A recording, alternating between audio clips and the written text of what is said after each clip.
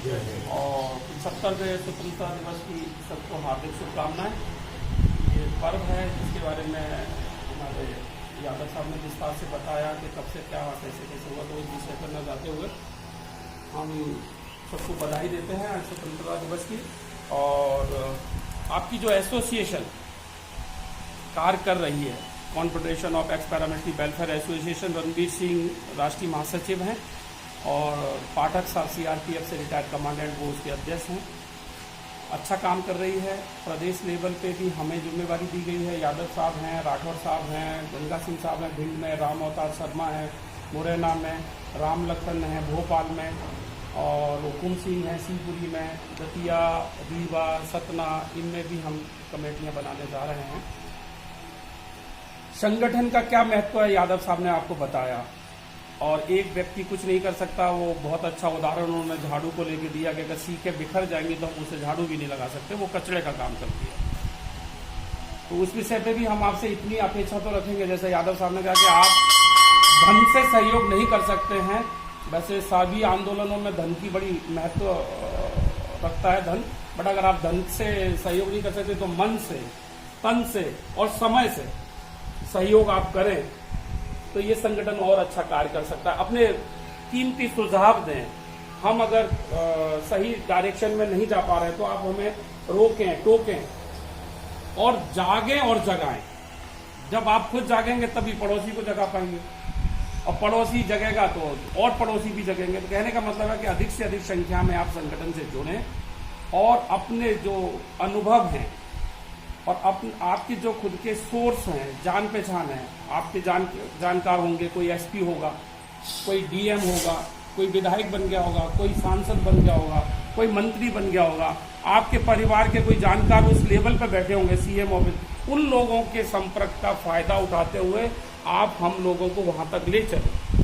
हम अपने स्तर पे बहुत कोशिश कर रहे हैं। परसों के दिन 11 तारीख को हमारी भारत के गृह मंत्री अमित शाह जी ने हमें मिलने का समय दिया था शाम को 6 बजे, लेकिन उस दिन क्या हुआ, बुधवार के दिन पार्लियामेंट में झगड़ा हो गया अपोजिशन के साथ, और वो समय फिर उन्होंने हमें 12 तारीख को गृह राज्य मंत्री के पास भेज दिया। तो हमारी बहुत सारी चीज़ें जो अमित शाह जी के सामने रखी जानी थी वो हम नहीं रख पाए, लेकिन हमने गृह राज्य मंत्री को और स्थानीय सांसद श्री विवेक नारायण सेजवलकर जी के साथ हम गए थे। 5 लोगों का प्रतिनिधिमंडल था, जिसमें बेंगलोर से श्री हनुमंता राजू जी आए थे, उत्तराखंड से श्री तारादत्त शर्मा जी आए थे, हरियाणा से सुभाष चंद्र जी आए थे, और रणबीर सिंह और मैं मध्य प्रदेश से जयेंद्र सिंह उस प्रतिनिधिमंडल का हिस्सा थे।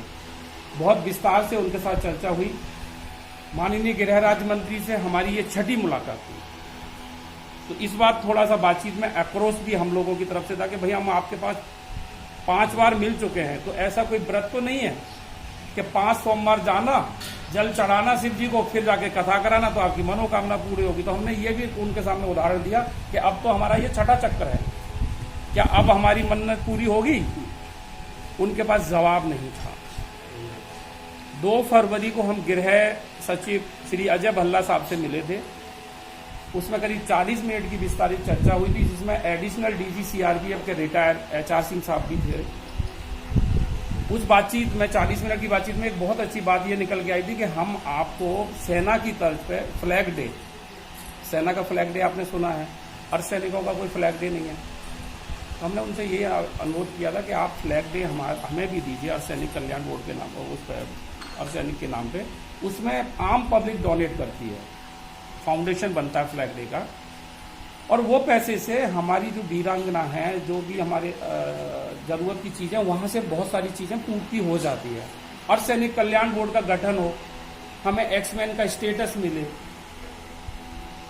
हमें थोड़ा सा अफसोस भी होता है कि उतना सहयोग जो मिलना चाहिए, क्योंकि हम क्लेम कर रहे हैं कि आज हम 20 लाख हो गए, जिसमें करीब करीब हम 11 लाख सर्विंग है और 9 लाख से ज्यादा हम रिटायरी हो गए हैं। अब 20 लाख की संख्या बहुत बड़ी है, लेकिन जब हमें सड़क पे निकलना है आंदोलन के रूप में, तो हमारे पास 2000 भी इकट्ठे नहीं होते, 500 लोग इकट्ठे नहीं होते।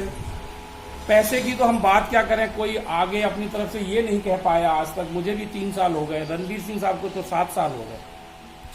किसी ने ये नहीं कहा कि भाई मेरा जो है फला फला